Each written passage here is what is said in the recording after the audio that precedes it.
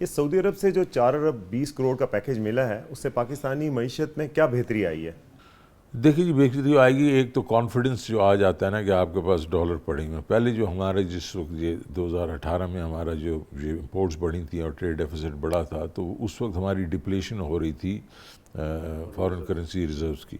اب ہماری ڈپلیشن نہیں ہو رہی، اور یہ جو جب آتا ہے تو لوگوں میں کانفیڈنس آ جاتا ہے کہ ابھی پیسے پڑے ہوئے ہیں، اور ہمارے پاس اس وقت ان کو ملا کے کوئی تقریباً 20-21 بلین ڈالر جو ہے وہ اسٹیٹ بینک کے پاس پڑا ہوا ہے. اور ہماری اگر امپورٹس جو ہیں وہ اگر آپ دیکھیں تو یہ کوئی 3-4 مہینے کی امپورٹس ہوتی ہیں. 3 مہینے کی امپورٹس اگر ہوں تو مطلب اسٹیبل ہوتا ہے ملک، تو ہماری اس سے زیادہ ہی ہیں.